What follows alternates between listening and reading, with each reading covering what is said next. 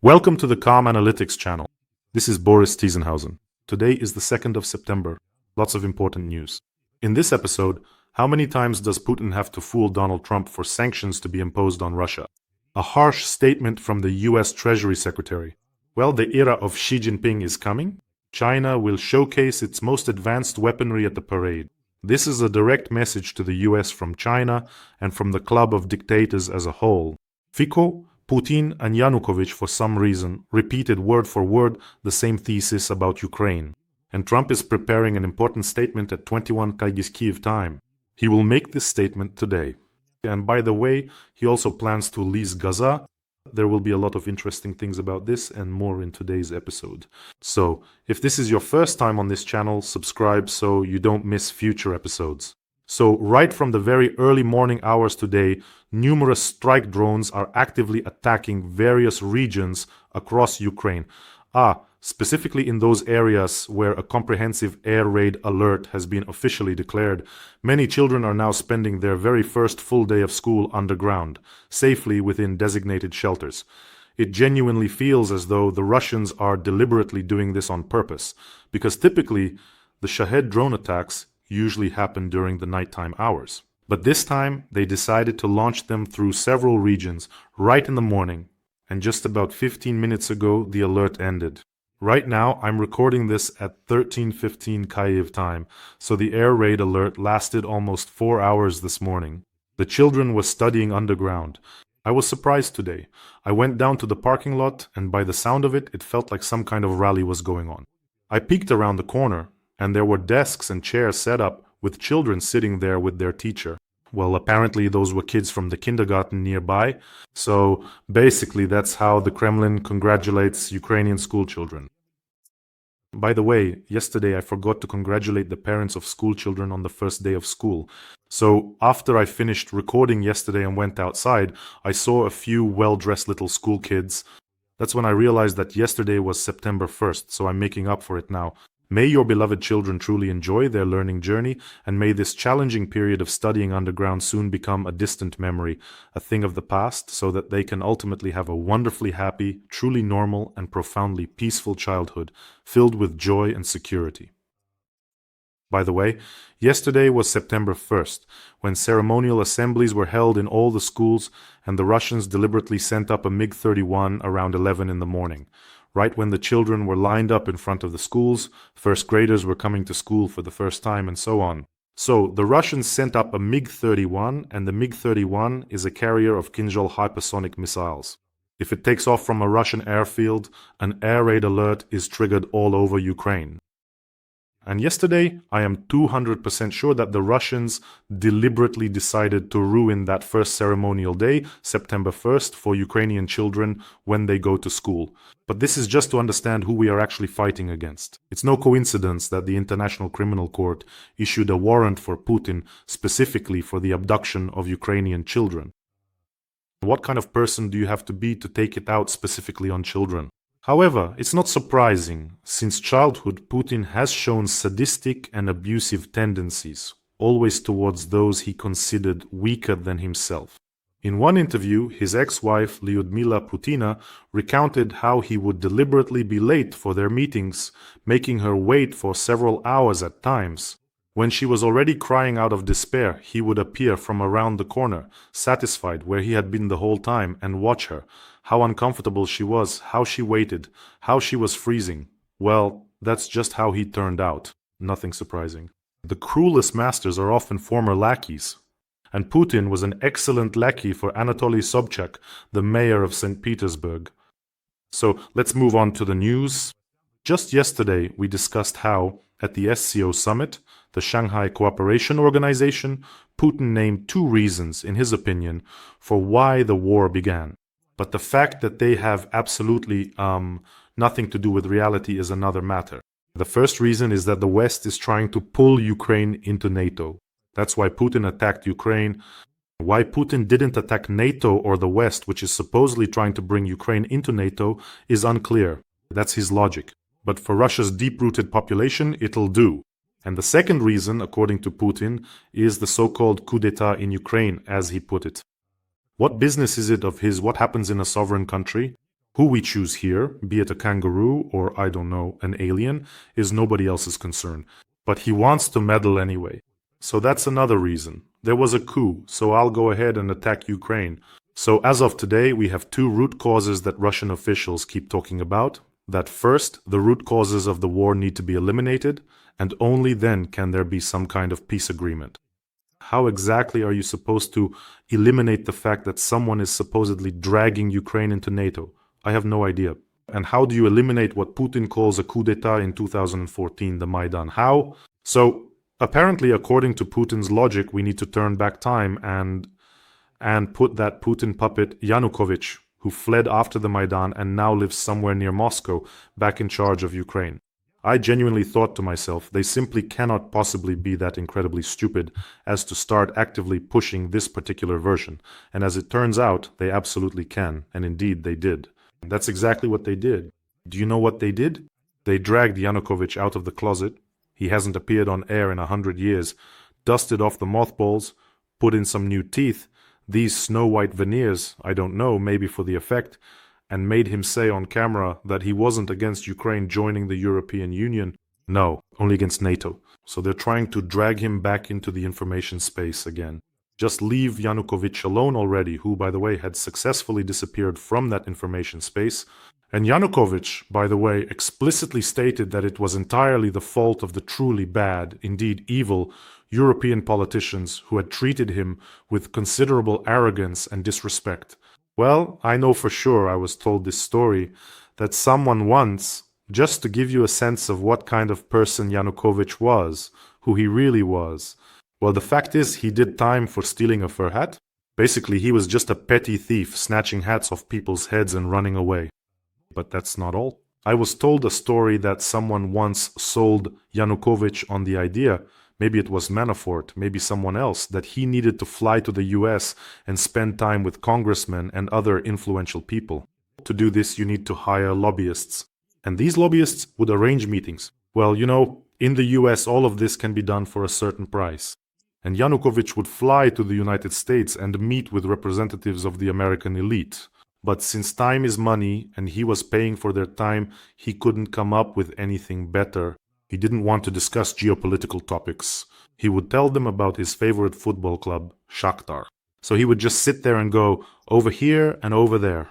Well, that's just to give you an idea of who Yanukovych is. So they pulled him out. By the way, take a look at this video. Yes, Vladimir Vladimirovich is absolutely right.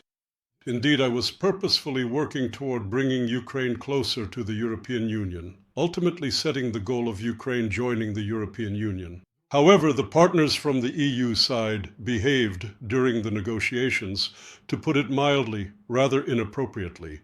They did not show an understanding of the difficult economic situation in Ukraine. Frankly speaking, they displayed arrogance.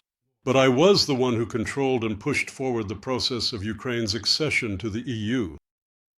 However, I was always a categorical and staunch opponent of Ukraine joining NATO. I always clearly and distinctly understood that this would be a disaster for Ukraine, a road to nowhere. It is a direct path to civil war. Yanukovych seems unnatural, kind of plastic, I don't know, somehow lifeless. You feel like you need to poke him with a stick. He's so... By the way, it looks like he and Putin share the same makeup artist. They both have their eyebrows painted with Leningrad mascara. It's obvious. So the Kremlin seriously wants to resurrect Yanukovych from the ashes and give him some kind of status.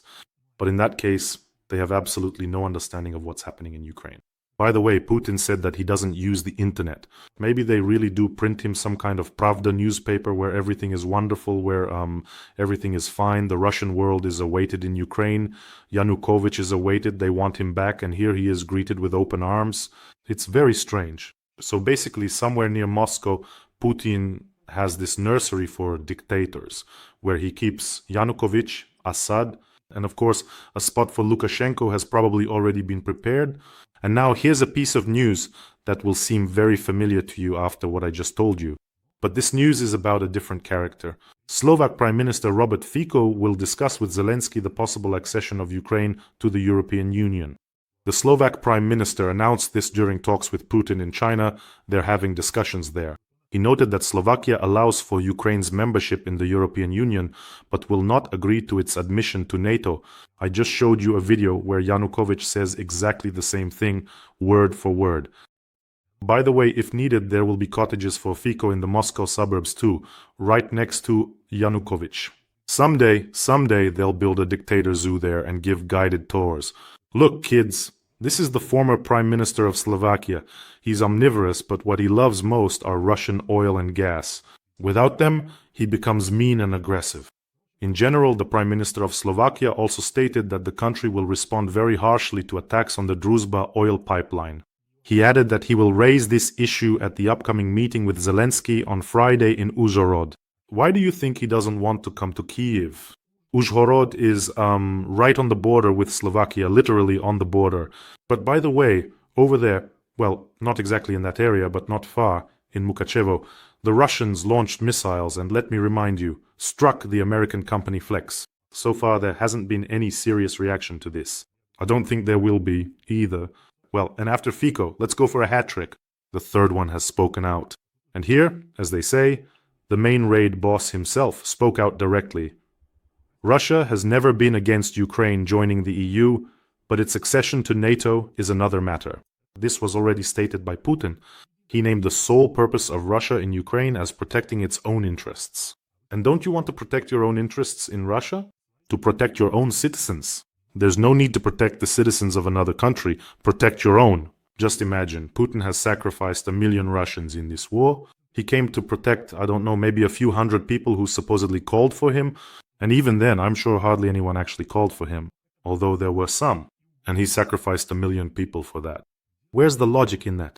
He can't even treat sick children in his own country. He can't provide housing, can't give pensioners a decent pension. They fight near garbage bins for discarded expired food. You should protect your own people in your own territory. No, instead he'll spend billions on protecting some mythical interests in Ukraine. Now, on to other news. Today, Trump will make an important statement at the White House at 21 Global Kyiv time. This follows from the official schedule of the American president.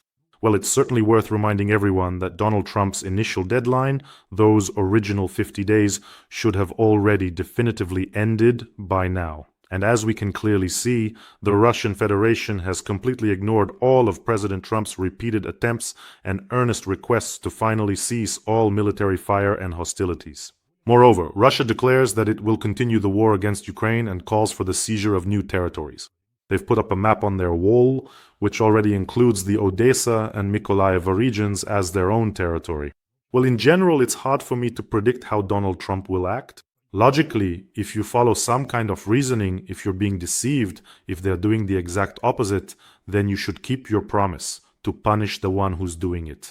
And Trump needs willpower and determination, because it would be really ridiculous if Trump comes out and says, I'm giving Putin another 2 or 3 weeks, we'll see if he wants peace or not.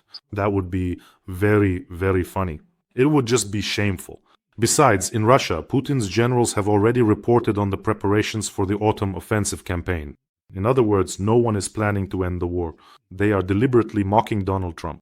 That's why now is the perfect time to put pressure on Russia. There are two ways. Or rather, yes, two ways. The first is to weaken Russia. That is, we're talking specifically about sanctions here. And the second way is to strengthen Ukraine, to provide additional weapons, to give permission to strike Russian territory with missiles and so on. These two approaches work both separately and together. By the way, working together is better. And an excellent solution would be at least to allow Ukraine to strike Russian territory with those 3,500 missiles that were sold to them, to wipe out all the arsenals within range, and there are quite a few of them. And it would also be good to target the oil refineries on Russian territory. It would be much easier to do this with missiles. As it is, Ukrainian drones have already shut down a quarter of Russia's oil refinery capacity, and oil processing has dropped by a quarter. In some regions, a real fuel crisis has begun. In a country full of gas stations, there's a gasoline crisis. It's a paradox, but this is Russia. Regarding the supply of additional air defense systems, which Ukraine always needs, that's also an important point. But it seems to me that if you simply take out and eliminate the production of Russian missiles and drones, that would be much more effective. As they say, no factory, no missile, there's no need to shoot them down. Of course, whatever Russia still has in stock will need to be shut down, but if the factories are destroyed, that's at least a contribution to a peaceful European future.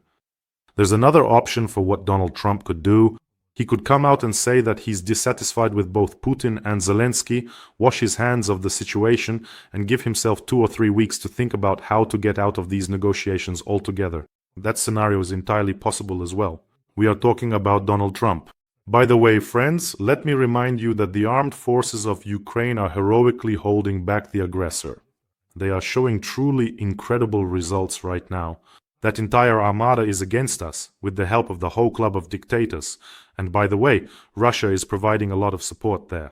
And no one is asking or saying, will I give, will I not give? Everyone is giving, everyone is providing support. And even with all that, our heroes, our defenders are holding the line. And you saw that Putin's summer offensive was a complete failure. That's why they are heroes, and that's why they need our help, yours and mine. We are raising funds for one of the largest brigades, the separate Bohdan Khmelnytsky brigade. Right now, they are engaged in fierce battles in the Pokrovsk direction. We are raising funds for a quad bike for some really awesome fighters who operate drones. They arrive quickly, leave quickly, launch the drone, and destroy the occupier scum. In short, these are truly outstanding guys. And I'm asking you, let's support this fundraiser. We're making good progress with the fundraising. The link to the fundraiser is in the description of this video and also in the comments. There's private, there's mono, and there's PayPal for those who want to help from abroad, for those who want to support Ukraine and our defenders. I always thank you so much for this. We're doing something important, making a contribution to victory. So let's support our defenders. Well, if you happen to be watching not on my channel and there are no payment details here, then use the QR code. It leads directly to the fundraising account. And here is the news from the very same Pokrovsk direction where these guys are currently fighting. Ukraine has deoccupied another settlement. The village of Udakna in the Pokrovsk direction has been liberated from Russian occupation. They're not just holding back the Russians there, they're also liberating our settlements. It's incredible. This is, well, the greatest heroism and most importantly skill. And with our help, they'll be able to do it even faster. So Ukrainian soldiers have raised the national flag there. So as they say, this is Putin's negative offensive in the Pokrovsk direction. Meanwhile, the club of dictators is becoming more and more united. By the way, Russians now have visa-free entry to China for a year, at least on an experimental basis. They've been traveling to North Korea for a long time already, to Kim Jong-un's water park for excursions. By the way, it's still unclear whether Kim Jong-un's water park is actually operating or not. After the visit of the Russian delegation, it was closed. A unique water park with a view of the rocket launch site that Kim Jong-un uses to scare everyone, and the most important event for Xi Jinping. That's why I said in the announcement, the era of Xi Jinping is beginning. Tomorrow, on September 3rd, the Victory Day ceremony will take place on Tiananmen Square. It will last for more than an hour. Under the leadership of China's leader Xi Jinping, the event will be the second parade since 2015, in honor of the official surrender of Japanese troops in 1945. Overall, in Xi Jinping's political calendar, this is a key event. More than 20 heads of state have gathered for it, and the entire club of dictators is present. And Kim Jong-un Xi Jinping will be at the center of attention, showcasing China's power. This parade will take place right after the SCO summit in Tianjin, so everyone who flew in for the SCO summit won't have to leave. There will immediately be a parade and a moment in the spotlight for the Chinese leader. He will showcase the full might of Chinese weaponry. I think there's plenty to show off. By the way, it's interesting. Where will they seat Putin? Because the parade in Moscow this year on May 9th looked as if Xi Jinping was the one receiving the parade in Moscow. He was the center of attention. Throughout the entire parade, Putin sat there whispering something in his ear, almost like an assistant or secretary. Or to put it more simply, a vassal, because that's exactly the kind of dependence there is. In general, the parade in Moscow was kind of rushed and disjointed, without the aerial part, for obvious reasons. They were worried that our drones would ruin their mood. And Putin, breaking his 10-centimeter heels, would dash from the podium, trampling over the heads of the veterans, of whom there are only a few left. Believe me, that's exactly how he would run. Kim Jong-un was also invited to the parade. He will travel to Beijing on his armored train. The journey will take him about 20 hours, but he absolutely refuses to fly. He's very afraid that he might get shot down. And footage has already surfaced online, showing equipment being transported through Beijing at night for the parade. The parade will feature the most advanced models of Chinese weaponry, and the final part of the parade will include an aerial formation of 100 aircraft. This is according to Chinese media reports. And in Beijing, security measures have been massively increased. Special stands are being set up on Tiananmen Square. I think they're armored with glass. The city authorities are closing schools, business centers, and hotels.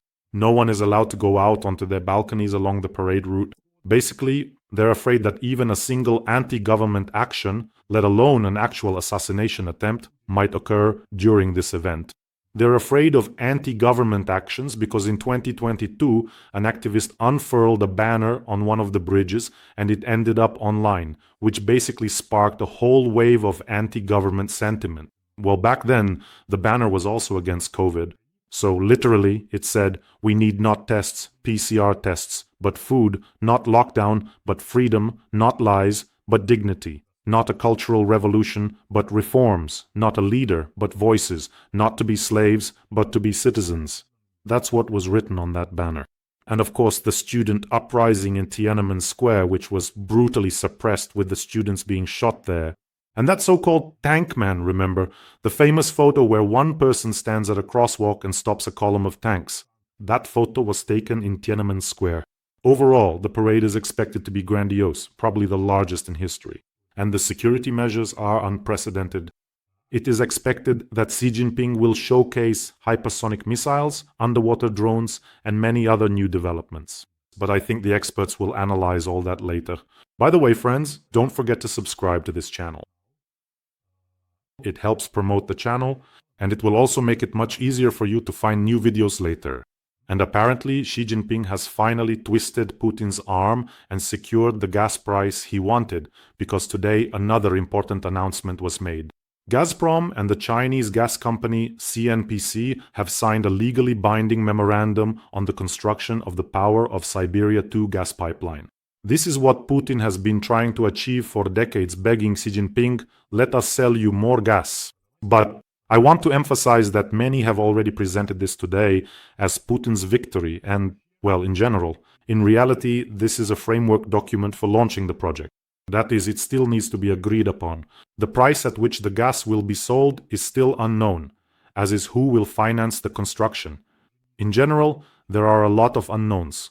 The tentative launch date is currently set for 2030.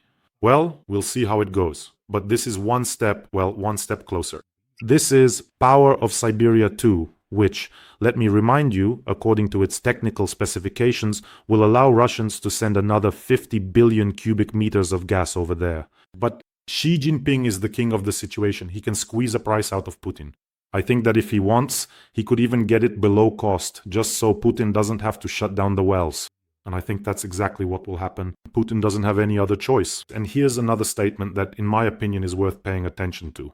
The US Secretary of the Treasury said that Trump will closely examine strengthening sanctions against Russia because of the bombings in Ukraine. But I liked the way it was phrased. I mean, we understand what it means that Trump will closely examine it. Well, he'll examine it, great, closely, very closely. Closely, like on a string, closely, like on a rope. We all understand that. This week, President Trump's administration will also be considering the possibility of introducing new sanctions against Russia. And according to Mr. Besant, after the so-called historic meeting between Trump and Putin in Alaska, President Putin acted completely differently than he had assured Trump he would. That is, he said, for example, that he wouldn't bomb Ukraine, but here's the quote, and it's precisely for this quote that I picked this news. In fact, he intensified the bombing of Ukraine in the most vile and disgusting way, Besant said in an interview with Fox News. So, yeah, that's pretty much how it is. So, most likely Putin also told Trump that he wouldn't bomb heavily there, and then went on to launch not just one, but several massive strikes on Ukraine. Let me remind you, after one of those recent attacks, 28 people were killed, including 4 children. Putin destroyed an entire building. But I wonder, is there some critical number of times Putin has to deceive Donald Trump? Like for truly tough sanctions to be imposed? I don't know, maybe if he blatantly lies to Trump 10 times, then we'll impose sanctions. I think that's exactly how things are. So how else can you explain that Putin keeps mocking Donald Trump over and over, and yet Trump just gives him more time in response? Or does he think that Putin will read some good book somewhere, repent, and stop waging war? What's the logic behind these expectations? Putin's generals are openly saying, we are going to keep advancing. Putin continues to recruit cannon fodder under contract, ramping up the production of drones and missiles. I think Donald Trump gets daily briefings that Putin doesn't want peace. So why does he keep believing Putin's words every time? That's the real mystery, isn't it? If you have an answer, write it in the comments. And Donald Trump wouldn't be Donald Trump if he hadn't come up with the idea to take control of the Gaza Strip for the US for 10 years, evict more than 2 million local residents from there, and turn Gaza into a kind of Middle Eastern Riviera. I remember very well how Donald Trump published a video clip that was generated by artificial intelligence. There you have Trump Gaza, Trump super towers, golden statues, everyone swimming, luxurious beaches, hotels. Well, actually, by the way, this isn't a joke, it's not a joke. By the way, can't we just lease the entire territory of Russia and also do something to spruce it up, somehow improve it? No? By the way, it's a mystery to me why none of the representatives of Arab countries want to take in or invite the residents. You don't want to? Strange, isn't it? And here's another piece of news. Slovakia will vote against the adoption of the European Union's plan, which involves giving up Russian fossil fuels by 2027. That's what Fico is reporting again. Dear leaders of the European Union countries, they have only now started considering the procedure of alternative voting in the EU in order to deprive both Orbán and Fico of the right to blackmail, that is, by a simple majority. Not like it is now, where if one country is against, everything is blocked. No, by a simple majority, because the system that is currently working in the European Union is ideal. It was simply made for Moscow, for the aggressor. Putin doesn't need to corrupt the entire European Union. It's enough to gain the loyalty of just one EU leader and use them to block all initiatives. By the way, here's another question. I feel like it's knowledge day at school today. I'm just asking questions. What do you think if Orbán and Fico dislike the European Union's initiatives so much? If they claim that NATO expansion is the reason for Putin's attack on Ukraine, they've said this. And let me remind you, both Hungary and Slovakia are members of NATO. So they're talking about their own bloc, saying, it's us who provoked Putin. So why don't they leave these hated organizations and spare themselves from constant reproaches and demands from Brussels? The doors out of the European Union and the North Atlantic Alliance are always open. So why don't they leave? Because they want to get money from the European Union, cheap energy from Russia, to have their cake and eat it too, as they say, and, to put it mildly, to sit on Putin's lap. But sanctions from Budanov, Maliuk and Syrskyi are the most effective sanctions, proven over time, and they will continue until Putin ends the war. Well, friends, take care of yourselves and your loved ones. Subscribe to this channel. Let's support our soldiers. Let's support this fundraiser. I'm asking you very much. Wishing us all a peaceful day. And of course, glory to Ukraine.